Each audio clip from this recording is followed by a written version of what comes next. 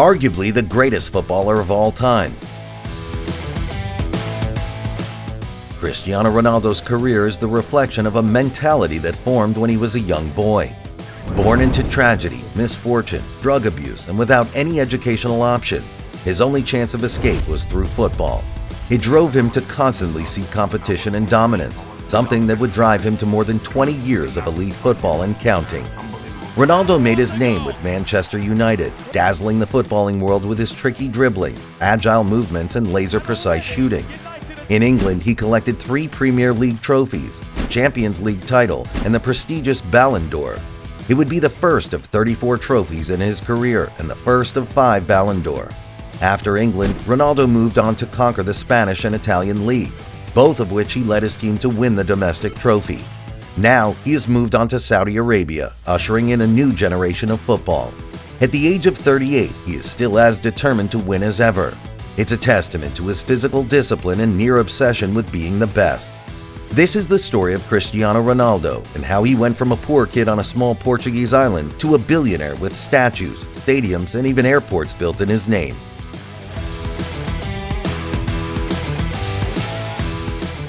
Cristiano was born on the island of Madeira, a Portuguese territory located more than 600 miles from the mainland. Even his birth was a miracle. Cristiano's mother, burdened by her husband's alcoholism, tried to abort him. She ran until she dropped and drank warm ale in her attempts, but nothing worked. Desperate, she attended the local medical clinic, where the doctor refused to carry out the procedure. The family was struggling as it was. Cristiano would be the 4th child of the family and would share a room with them all. Although he struggled at school, he found direction in football. His father worked at the local club and arena before playing for CD Nacional in the capital of Madeira, Funchal. By the time he reached his early teens, Cristiano was sure what he wanted to do with his life. He convinced his mother to stop pursuing his education. He had already been expelled for throwing a chair at a teacher. In the 6th grade, while his classmates were studying, Cristiano was dedicating every waking hour to football. Despite his clear talents on the field, something almost derailed his professional career before it even began.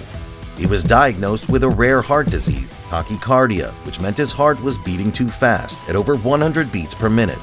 This put him at risk of cardiac arrest or stroke, either of which would be deadly, and forced him to undergo surgery.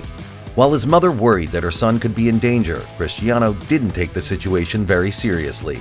It turned out that her son was right. It only took him a few days after his release from the hospital before he began training in football again. It would be the longest break from physical activity in his career. With unmatched consistency and determination, he was ready to go pro.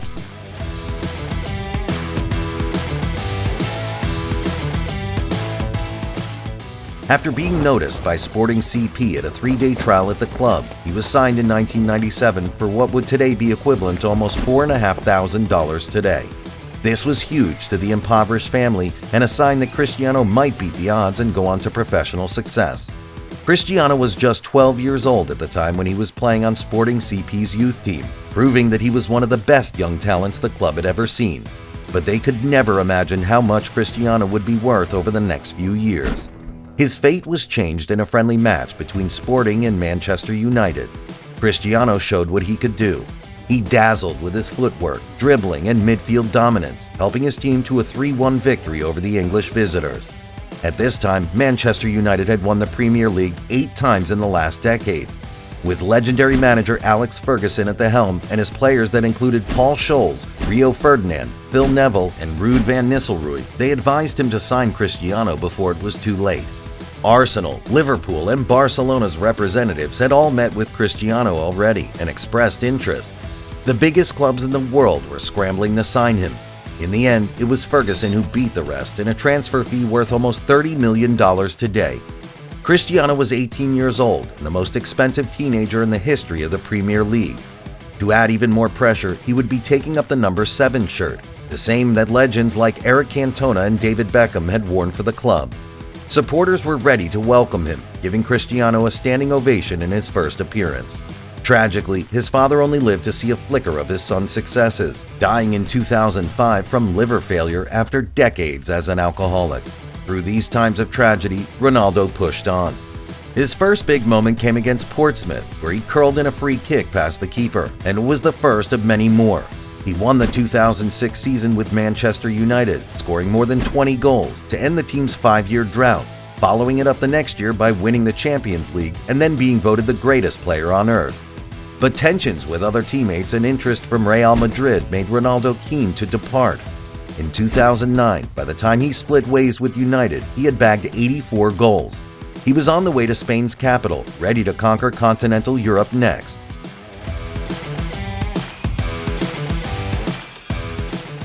Ronaldo arrived at Real Madrid as a king. He had been signed for a then-record fee of £80 million, equal to $170 million today. The contract ran for 6 years and included a huge buyout clause. If any club wanted to swoop in and take him from Real Madrid, they would have to pay an eye-watering €1 billion. He had conquered England and was looking for new ground to take in the Spanish league. Linking up with Karim Benzema and Gareth Bale, the three formed the BBC attacking trio. Ronaldo found even more success winning the Copa del Rey and La Liga over the next 2 years. It was at Real Madrid that he would face off against his greatest competitor, Lionel Messi, his counterpart at Barcelona, the arch-rival of Real Madrid. They played each other twice per season for 9 seasons. Known as El Clasico, when Ronaldo and Messi led their clubs, it became the most anticipated matchup in Europe. The two fought for global dominance as not only the greatest players of their generation, but of all time. Between 2008 and 2017, football's most prestigious individual trophy, the Ballon d'Or, was only won by Ronaldo or Messi, 5 each during that period. For his team, Ronaldo was doing incredible things too. Between 2010 and 2015, Ronaldo averaged almost 40 goals per season in La Liga, helping them to the trophy twice. He also cemented himself as the King of Europe, charging Real Madrid to 4 Champions League titles. By the time he left the team in 2018 for Italian club Juventus, he netted 450 goals for Real Madrid and is still their all-time leading goal scorer. Ronaldo continued his form, winning the Serie A 3 times back-to-back, scoring 81 goals and becoming the first player to win 100 Champions League matches. By 2021, he made a bombshell return to the club that had nurtured him, Manchester United. But after scoring 2 goals in his debut match, he soon became frustrated by management and a lack of playing time. Ronaldo eventually went public with his criticism, explaining in an interview how he felt betrayed by his former club and that Manchester was now more of a marketing club than a football club. After the interview aired, his contract was terminated and he departed for Saudi Arabia's Al Nassr, where he became the highest paid footballer in history with a guaranteed €200 million per year.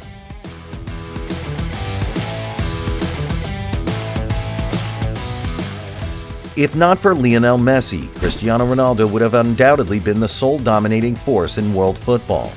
The two are often pitted against each other for their vastly differing skill sets.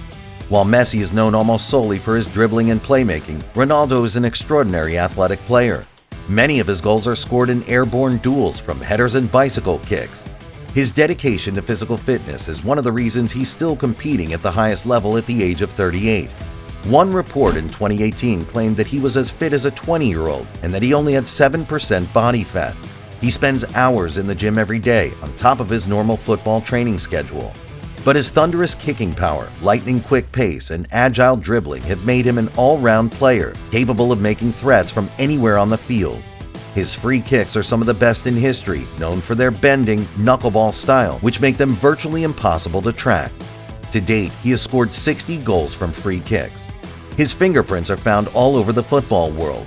Ronaldo has been the subject of scientific analysis. There's a CR7 museum in his hometown of Madeira Island, Portugal, which makes up a sizable chunk of the local economy. The airport is even named after him. Fans flock from all over the world on a pilgrimage to one of football's legends.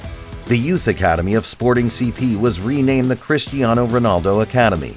He has left an enduring legacy for younger players entering the game, showing that coming from an impoverished background is no limit to success.